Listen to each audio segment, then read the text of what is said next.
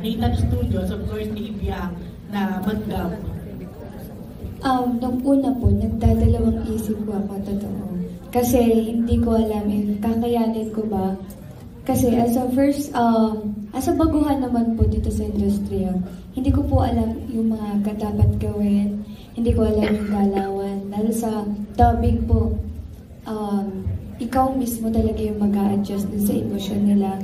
Especially, pag pinapanood mo yung movie, kailangan kuhang-kuha mo yung mga reaction nila, the way silang magsalita ng parang accent po nila gano'n. And nahihirapan po ako nung una sa Bob the Dog kasi hindi po ako fan talaga ng Korean. Hindi mo talaga ako nanonood ng mga Korean dramas. And ang pinakamas nahihirapan po ako sa pagkanta po. Kasi very open. Pinakanta ka dito? Opo. Okay. And very open naman po ako sa lahat na hindi ko po talaga forte ang pagkanta. Pero, Korean pa. yeah, opo, tas Korean pa. So, pero nag-aaral, nag-voice lesson naman na po ako. So, okay. Nung and yung scene ko po doon as a young version po, konti lang po siya. Pero I really enjoyed na-experience ko po itong dubbing. Thank you po. Okay, thank you. Thank you, Rose. Nagkaroon talaga fiya. Yes. Diba? And hindi din lahat nakaka-experience as a baguhan. Oo. Na may experience mo kagad yung first dubbing mo po. So you're playing the role of young Onsip? si Tita Nova. Tita Ses. Yes po. Tapos si JM. Miss Tisa. Si JM naman, ikaw na magsalita. Wala si JM dito eh. Younger version po siya ni Kuya Boji. Opo, ni Kuya Boji. And yung character po niya, bagay po siya sa kanya. Bakit? Nonchalant. Yes, very nonchalant po yung character nila. And yung character po namin is makulit. Okay. Makulit din po talaga na maingay. So, yung character po ni Jem, hindi po siya nahihirapan doon. Ako po na po magsasabi. Hindi po siya totally nahihirapan doon kasi very nonchalant po siya. Yung swak na swak yung personality niya in real swak life. po talaga in real life. Kasi very nonchalant talaga. Tahimik talaga ang on-screen partner mo eh, di ba? On-screen naman, ko naman siya. On-screen partner. Okay. Ay. Bongga ng I knew. Anyways, follow up. Eto pa. Yan. Pasensya na kayo, madilim po. Oo, madilim nga kahit nga yung nadilim. Follow up ko lang yung question kanina yung tungkol sa relate. Pero kayo, ano yung pagkakapareho ng character na pinortray nyo or dinab nyo in real life, sa totoong buhay? Like, ikaw, Fiang, meron ba talagang pagkakahawig dun sa dinab mo? At ano yung in particular? Siguro po, meron po. Aside sa personality, siguro yung loving siya sa kanyang nanay. Okay. Kasi si Onsim po makananay po siya. And gusto niya na po nagpapalambing sa nanay nung bata-bata po siya. So I think yun po yung similar ko po dun sa Young Onsim. Yeah, may particular scene na talagang parang feeling mo ikaw? Siguro po nung nagpapagawa po ako ng damit. Okay. Yes. Siguro po, na-feel ko po na parang ako yun. Kasi may mga times po na gusto ko ginagawan or binibilan po ko ng nanay ko ng damit. Yung character mo ba ligawin din? Parang gano'n? Hindi ko... yung akin po kasi parang crush ko po si younger version po ni JM.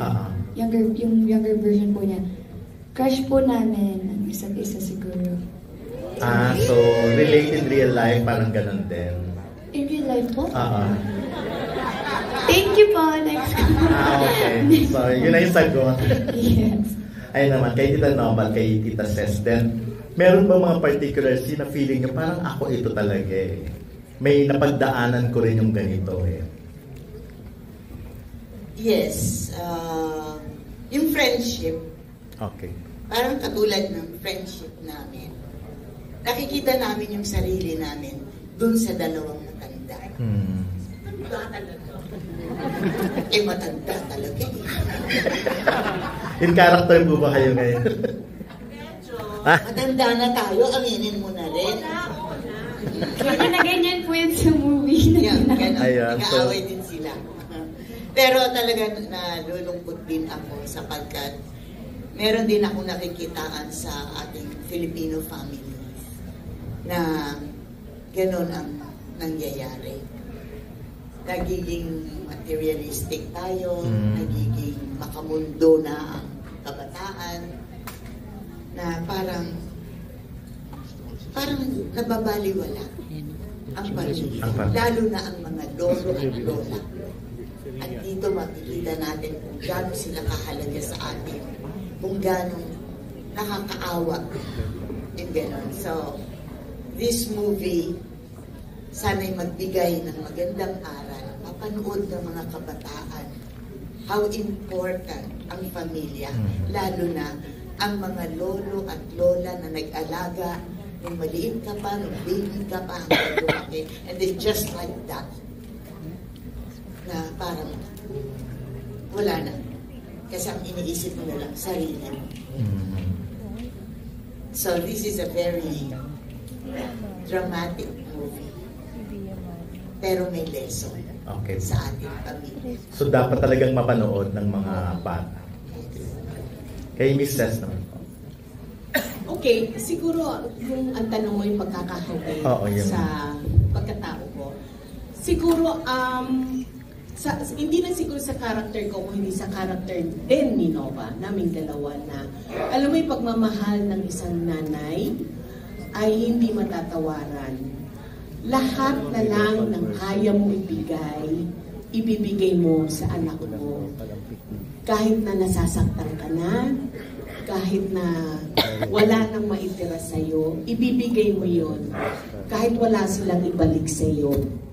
So, in that way, nararamdaman ko yun. Pero ang totoo kong anak, hindi abusado mo, bait yung anak ko, ha? Okay po. Clear siya yun. ngayon, baka naman magalit sa akin. Napakabait ng anak ko, napakaswerte. Pero dun sa tanong mo, I'm talking about the selfless love that mothers have na makikita ninyo dito sa pelikula. Ayan. Okay po. Maraming salamat and excited na kami panoorin.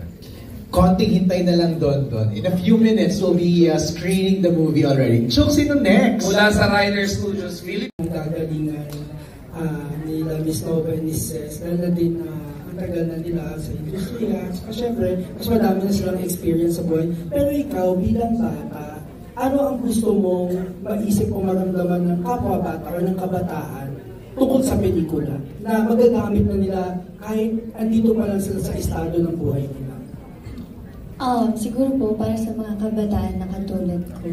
Gusto kong ma-realize nila after nilang mapanood tong movie na hindi lang basta kaibigan mo yan. Dahil marami naman po siguro sa atin na naka-experience siguro yung mga iba-iba na hindi po nakakatanggap ng pagmamahal galing sa magulang.